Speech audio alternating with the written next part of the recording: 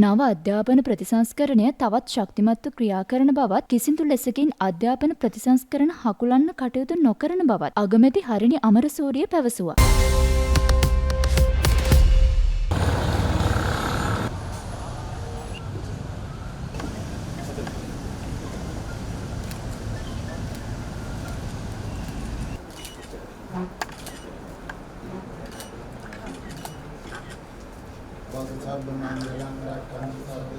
අධ්‍යාපන ප්‍රතිසංස්කරණයෙන් කියන්නේ ලෝකෙම පිළිගන්න ක්‍රියාදාමයක්. අධ්‍යාපනයෙන් තොර ලෝකයක් නැහැ. ඒක ලෝකයේ යම්සි සංවර්ධිත රටක් තියෙනවා නම් ඒ අධ්‍යාපනය තුළින් තමයි. ඒකට ඒකේ පරිවර්තනය ප්‍රතිසංස්කරණයක් වෙන්නේ නැත්නම් ඒ ජනතාව එකතැන පල් වෙන්නේ. ජනපොලිසන් ලෝකෙටපත් වෙනවා. අතටම අද අධ්‍යාපනයට අපි යොමු වෙනවා නම් දේශපාලන විතරක් නෙවෙයි. ආර්ථික සංස්කෘතික සමාජික විතරක් දේශ ගුණික තත්ත්වයේ බව අපි බලන්නේ මේ ප්‍රතිසංස්කරණය කොට දැන් මම දෙකක් කියනවා නම් කොවිඩ් වසංගතය අපිට සිද්ධ වුණා පාසල් පහ අවුරුදු දෙකක් විතර ළමයින්ගේ අධ්‍යාපනයේ කඩාකප්පල් අපි සූදානමක් නැතුව පෙර පුහුණුවක් නැතුව අපිට සිද්ධ වුණා මාර්ගගත ක්‍රමයක ගන්නවා ගුරුවරුන්ට ඒ සඳහා පුහුණුව දැනුමක් තිබුණේ නැහැ ඒ මෙවලම් භාවිතාව පිළිබඳ සිසුන්ට දැනුමක් තිබුණේ එතකොට ඒ භාවිතාව තුළ ෆේස් ටු ෆේස් ඉගෙනීමක් නැතුව අපි පුරුදු වෙලා තියෙන ෆේස් ටු ෆේස් ඉගෙනීමක් නුනට නුන කාන්තිකාමයේ එහෙම නොවන අධ්‍යාපන ක්‍රමයක යන්න පුළුවන් විදිහේ ප්‍රතිසංස්කරණයක් අපි මේ අධ්‍යාපනයේ ඇත්තට මම ගුරුවරයෙක් පරිවිස් වැඩිය අවුරුදු 25ක් සර්විස් එක ඉතින් මම දැකලා තියෙනවා දහසක ශිෂ්‍යයන්ගේ ගැටලු තාක්ෂණික කොම්බනේ ඒවා අධ්‍යාපනයේ සෝත්‍රයේ තිබා ඉන්නේ හින්දා මම හිතනවා දේශගුණයක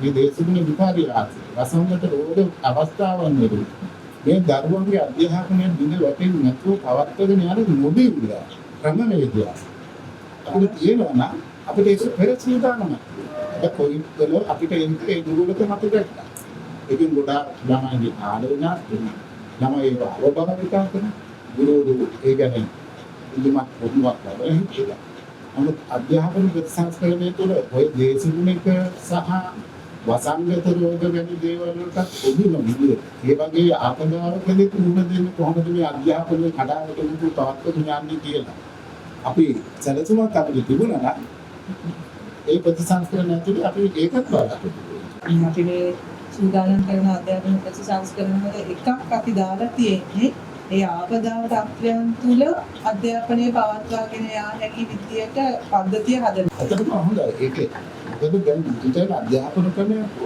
ලෝකේ තුමා මේ දෙන්න නිර්මලී අධ්‍යාපනයක් නෙවෙයි. අද අපේ අධ්‍යාපනයේ අපේ විෂයමාලාව ලෝක විශ්වවිද්‍යාල තුළ යම් සියයකින් මුලින්ම ලක්ෂණ මේ මෙදිරිපු. අපේ සිස්නෝ ඕලෙවල ස්ලාම් දේවල් වලින් අපේ විෂයමාලාව ලෝක පිළිගන්නවා. විශ්වවිද්‍යාලයට යන සිරිසුමක් වෙන්නේ. දැන් අපේ සමහර ළමයි ඕලෙවලදී ඒකව දියන්නේ. අපි ඒකේ ඉලක්කඩ සලසන්න. ළමයින්ගේ තියෙන නාගේ ළමයින්ගේ මම දකින එකක් තමයි අගන්තුනේ අවස්ථාවක් වෙනවා. වෛද්‍යවරයෙකුට නීතිඥයෙකුට තියෙන ගෞරවය අපි තාක්ෂණික වශයෙන් මේසන්වරයෙකුට වඩුකාරණිකයෙකුට දෙන්න ඕනේ. ඒ වෘත්ති අධ්‍යාපනයේ කියන්නේ අධ්‍යාපනයේ පිට එකක් නෙවෙයි. වල ඇලෙන ෆේල් වෙන අය කරන එක නෙවෙයි. මේකටත් ගෞරවණීය පිළිගැනීමක් තියෙනවා කියන එක අපි තහවුරු කරගන්නවා. දාත් වෙන ඕලෙවල් විදවල ළමයි අදක්ෂී ඉන්නවක්ෂී. ඒකද බුද්ධිමය ස්කීම් එකකට අංකයක් නෑ. ඒකේ අවස්ථාවෙදී ලක්නවා. මොකද ඒ දක්ෂේ. ඒ දක්ෂතාවයේදී ඉඩකඩ අපේ රටේ සමාජයට අපි හදලා තියෙනවා. එන්නකම් අපි නිකම් දුරට කොච්චර කතා බහ කරලා සාකච්ඡා කරලා නිවිලව සම්මතට පිටකරනවා. අධ්‍යාපන ප්‍රතිපත්තිය හොඳින් තේරුම් අරගෙන ඔව් මම යහවලේ කියන්නේ මම ඊට කලින් මම දේශනයක් කරා මේ මුස්ලිම් දෙමළ සිංහල කතෝලික හැම ජාතියක් වෙන්නවා. මට අවස්ථාවක් හම්බුණා නම් අධ්‍යාපනයේ කතා. මම ඒ වෙලාවේ සීළු ජනතාවට කිව්වේ මේ රටේ ඒකට ධනවාදීන් පස්සේ උකිල අවස්ථාවක්. මේ සියලු ප්‍රශ්න විසඳෙනවා. රටක ආර්ථිකය සහ අධ්‍යාපනය නගාස්. දැන් ලෝකේ දිනු රටකට ගිහිල්ලා බලන්න ගැටලු ප්‍රශ්න ආවොත් මොකද? ඒ නිසා අධ්‍යාපනය උදේට ආර්ථිකය ඉඳලා. ඉතින් වික්ෂුවක් හැටියට බුදුහාමුදුරුවෝ අපිට දේශනා කරන අනුත්තර නිකායේ දීප්චක්කු කියන සූත්‍රය.